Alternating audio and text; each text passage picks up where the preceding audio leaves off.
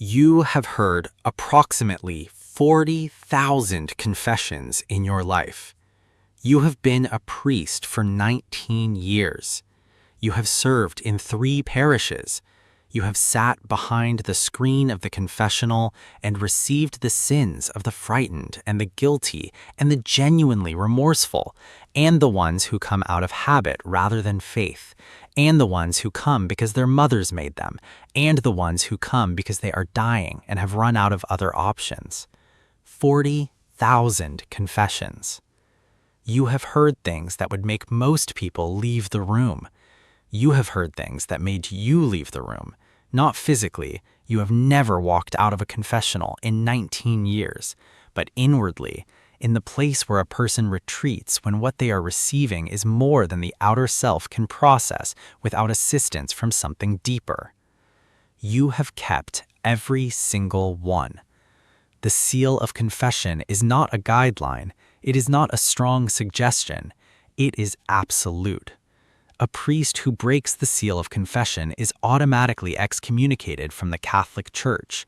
No trial, no appeal, no exceptions recognized in canon law for any circumstance whatsoever, including, and this is the part that is about to become relevant, including knowledge of crimes that have been committed or are about to be committed.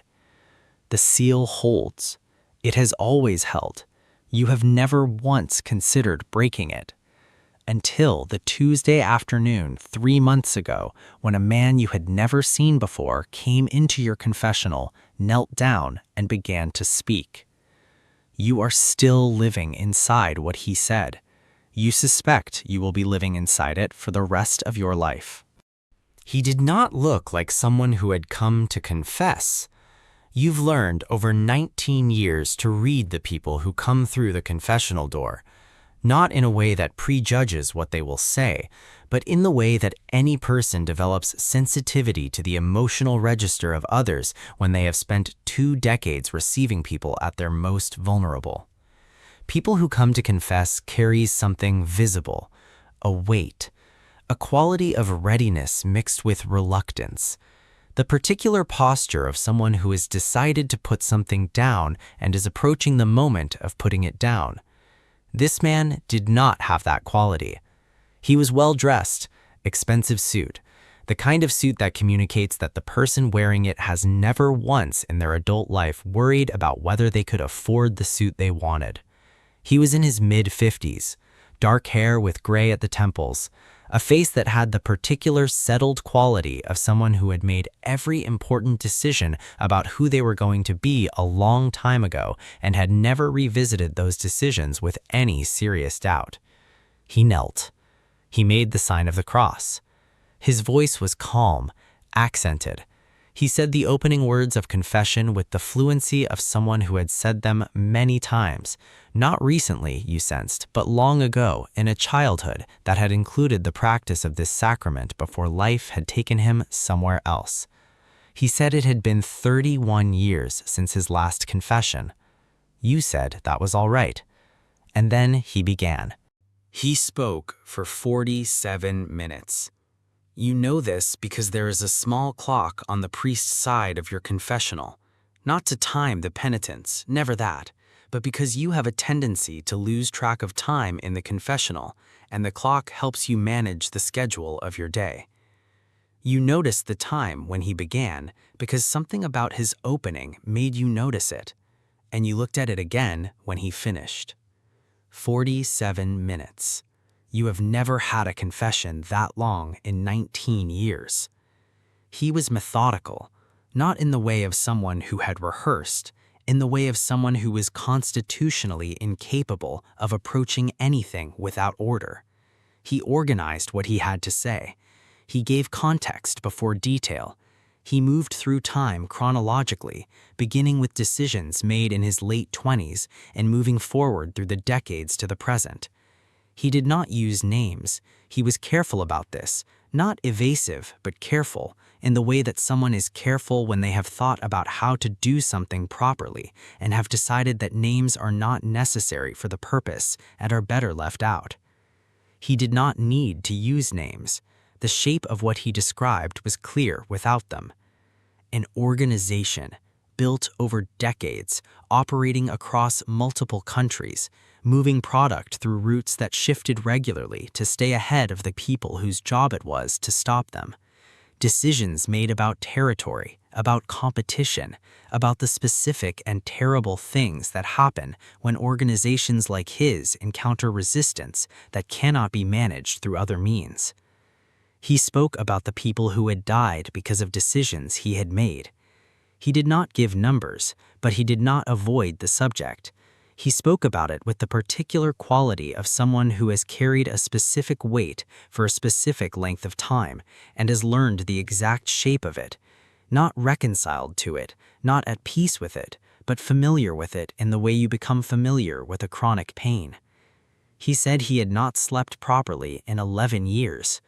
He said he had built something that he could not now dismantle without consequences that extended beyond himself to people who had committed themselves to him and to whom he felt a responsibility that he could not in conscience simply abandon. He said he was sorry, not to you, to the people the decisions had cost. He said it quietly and without drama, and you believed him completely. When he finished, there was a silence. Not an uncomfortable silence. The confessional is a space where silence is understood and accepted. You have sat in silence with penitents for longer than this. Silence in the confessional is not empty. It is full of whatever the person on the other side of the screen is doing with the act of having said what they came to say. You waited. Then you spoke. You told him what you tell every penitent who comes to you without expectation of absolution and with genuine contrition for what they have done, that contrition itself, real contrition, the kind that does not require the comfort of forgiveness to exist, is the most honest thing a person can bring to this sacrament. That the God he was addressing through this sacrament is not limited by what a priest can or cannot offer, that you would pray for him. You gave him a penance, not a performative one, a real one, something that required effort and time and the sustained attention of someone who meant it. You do not give 10 Hail Marys to a man who has described 47 minutes of what he described. You gave him something proportional to what he brought. He accepted it without comment. He made the sign of the cross. He stood. And then he said one more thing. He said he was going to leave the country within the next few weeks. He said the people whose job it was to stop him were closer than they had ever been, and that he had made peace with the probability that the life he had built was ending. He said there were arrangements being made for the people who depended on him. He said he was not afraid. He said he had wanted someone to know that he was not afraid. That was the last thing he said. Then he left. You sat in the confessional for a long time after the door closed. The weeks that followed were the most difficult of your priesthood. Not because of doubt about the seal. You never doubted the seal. The seal is not something you weigh against circumstances. It simply is, in the way that the foundations of a building simply are, regardless of what is happening in the floors above.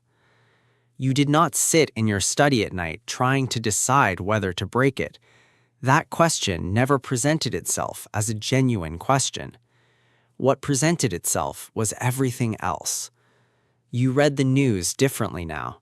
Not looking for his name, you do not know his name. Not looking for his face, you saw nothing of his face through the screen. But reading with the particular attention of someone who knows the shape of an invisible thing and can sometimes see the edges of its movement and information that does not name it directly. You found 3 things in 6 weeks that you believe are related to what he described. You cannot be certain. You have no specific knowledge, only the shape. But 3 things in 6 weeks in a pattern that matches the shape of what he described with a specificity that is difficult to attribute entirely to coincidence. You prayed. You spoke to no one about it, not your bishop, not a spiritual director, not a colleague, not a friend. The seal is absolute, and the seal extends to everything within the confession, and speaking to anyone about the existence of what you received would itself be a violation of what you are bound to protect. You prayed. You administered your parish. You said your masses. You visited the sick. You buried the dead. You counseled the couples preparing for marriage, and the parents presenting their children for baptism, and the families navigating the grief of people they had loved and lost. You did everything you had always done. And underneath everything you had always done, for 3 months, was the 47 minutes. The specific weight of it, the shape of it, the particular quality of the sorry he said to the people who were not there to hear it, and the knowledge that somewhere in the world, or no longer in this country perhaps, if what he said about leaving was true, there was a man who was not afraid, and who had wanted someone to know.